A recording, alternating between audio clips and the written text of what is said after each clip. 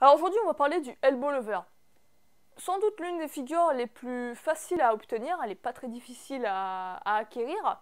Elle demande un peu de gainage, un bon gainage au niveau de la zone abdominale, simplement parce que tu auras ton coude qui va rentrer dans ton ventre. Donc si tu n'arrives pas à bien gainer, ça va vraiment te transpercer les organes presque. Donc ça demande vraiment un bon gainage de la sangle abdominale et un bon sens de l'équilibre essentiellement. C'est pas vraiment un exercice, une figure de force quoi. Ça va être vraiment par la pratique que tu vas l'obtenir et comme je te dis, une bonne contraction abdominale. Alors c'est, je dirais, une figure à acquérir au début, c'est vraiment une figure de base qui t'apprend, qui t'enseigne à vraiment à bien contracter tout ton corps, à coordonner tes muscles pour garder une position de planche statique qui après, t'ouvre les portes en fait de toutes les figures où tu gardes cette position, la famille des front levers, la famille des planches, des maltaises, etc. Ton corps est exactement dans la même position, sauf que l'effet de levier est beaucoup plus facile là sur le coup. Tu en appuies sur les coudes, donc ça va être beaucoup plus simple qu'être à bout de bras. Tu vois l'idée? Donc c'est vraiment une figure de base qui t'enseigne la base de la base en street, tout simplement. Et c'est intéressant de la travailler. Il y a également des variantes avancées de cet exercice, et les variantes avancées ne sont pas si faciles que ça, hein. Je t'en parlerai de toute façon après comment progresser là-dedans. Mais d'abord, on va parler en fait de la technique. Comment en fait se placer, bien se positionner. Parce qu'en fait, la clé dans cet exercice, c'est vraiment apprendre à bien positionner les coudes. C'est vraiment, comme je te dis, un sens de l'équilibre qu'il faut que tu travailles et que tu aies. Souvent les gens, quand ils vont placer leur coude dans cet exercice, ils vont souvent mal le placer. Ils vont par exemple l'avoir trop près du nombril, tu vois. Et le problème avec ça, c'est que tu vas avoir un mauvais sens de l'équilibre, tu risques d'avoir les coudes qui se rapprochent, tu vas pas pouvoir tenir bien la position. Il y en a d'autres au contraire qui vont être trop vers l'extérieur et quand ils n'en ont pas la force, ils vont pas pouvoir la tenir et leurs coudes risquent de riper et ils vont se casser la gueule en guillemets. L'idée c'est en fait être entre le nombril et entre l'extérieur en fait des côtes. Donc, mais en bas des côtes. Je te montrerai, de toute façon, tu verras très bien sur les images. Tu dois trouver ce centre-là et tu dois en fait bien caler ton coude dessus. Bien caler ton coude dans cette espèce de creux en fait. Et tu dois faire ça sur les deux coudes. Une fois que tu as trouvé bien le positionnement du coude, que tu te sens à l'aise, de toute façon, c'est par essai, tu testes, tu vois où mettre ton coude, où tu te sens plus à l'aise. C'est peut-être différent selon les cas et les morphologies. Essaie, vois comment tu te sens et comment tu arrives à mieux ressentir l'équilibre. Une fois que tu as des bonnes sensations, je t'invite en fait à l'essayer non pas au sol directement parce que au sol c'est un peu plus difficile. Débute en fait sur une surface surélevée. Donc ça peut être un tabouret, une chaise, n'importe quoi, une table. Commence sur une surface surélevée. Premier exercice en fait, c'est tout simplement tu vas chercher à trouver ton sens de l'équilibre, à garder la pose, mais sans te préoccuper des jambes. Tu vas être cassé en fait au niveau des hanches. Tu vas juste te concentrer à avoir à maintenir l'équilibre, à tenir la position, à tenir la pose pendant quelques secondes. On va dire 10-30 secondes à peu près. Et une fois que tu arrives à bien être à l'aise avec cet exercice-là, tu pourras en fait, la progression elle va être facile. Tu vas chercher petit à petit à dresser les jambes et à être en straddle, on appelle ça, donc les jambes écartées le plus possible. Ça va t'aider en fait à vraiment avoir un équilibre beaucoup plus facilement avec tes jambes.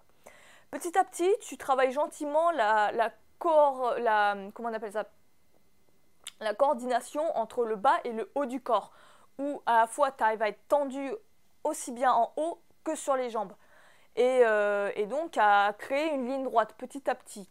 Et c'est vraiment sur ces exercices-là, et c'est vraiment de te filmer pour voir la forme que tu adoptes en fait, et vraiment corriger ça séance après séance. C'est un des meilleurs outils, hein, je te le dis toujours, filme-toi pour voir comment sont tes formes. Là, c'est clair que ça va t'aider.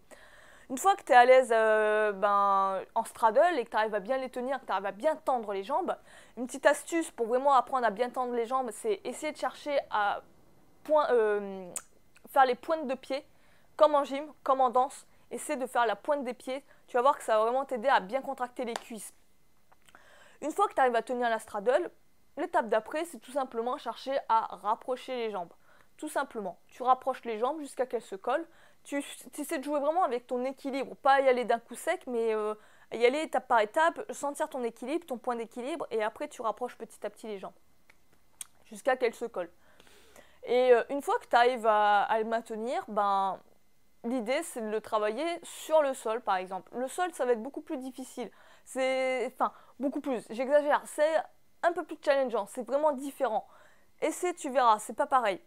Tu auras une autre prise, tu auras d'autres sensations et sur le coup, tu pourras pas jouer, tricher avec la ligne de ton corps. Tu seras obligé vraiment d'être droit, sinon tu toucheras le sol avec tes pieds. Travaille-le au sol, tranquillement. Tu peux reprendre les étapes antérieures, c'est de travailler au sol en straddle, puis de les rapprocher en pied collé, tout simplement.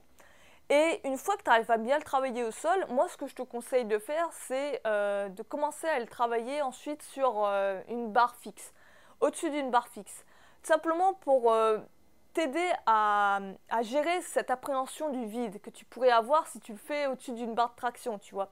Commence à le travailler sur une barre vide ou, je sais pas, une rampe d'escalier ou les barres autour des terrains de foot. Commence sur des structures assez basses, mais une barre vraiment avec une prise en supination, tout simplement.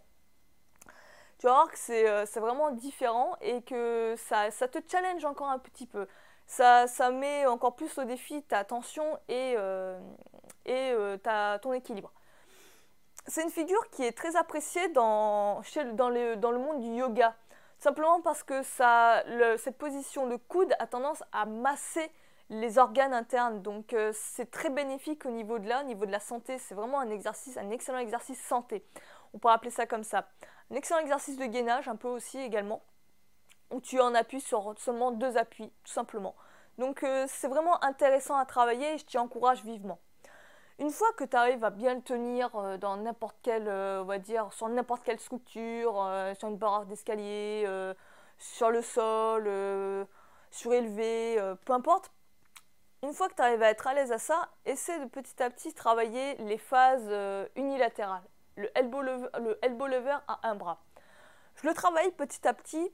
Je suis pas trop dessus en ce moment parce que je veux me focaliser sur d'autres figures, mais je le travaille de temps en temps comme ça quand le cœur m'en dit que j'ai envie de tester. Et je peux te dire que c'est pas si évident que ça, c'est encore plus dur parce qu'il va falloir que tu contractes encore plus violemment tes abdos pour vraiment éviter d'avoir ton coude qui te perce les organes. Franchement, tu le sens à les premiers essais, c'est horrible quoi. C'est vraiment, t'es là, putain, ça t'enfonce le coude quoi. C'est pas une sensation agréable. Et petit à petit, en fait, tu renforces ça, tu renforces ce gainage interne, vraiment. C'est vraiment, je pense, le gainage en profondeur du transverse, là, que tu travailles. Donc, c'est intéressant de le travailler. Une autre variante qui est intéressante aussi, c'est le travailler sur anneau. En le travaillant sur anneau, tu vas voir que là, l'instabilité elle va être montée d'un putain de level. Mais c'est tout à fait faisable. Et c'est vraiment très agréable de le travailler sur anneau. Je t'invite encore à le tester. Et qu'est-ce que je t'avais mis quoi d'autre pour... Ah oui, après, pour d'autres variantes qui peuvent être sympas à tester, c'est les variantes un peu breakdance. En breakdance, cette figure est souvent utilisée.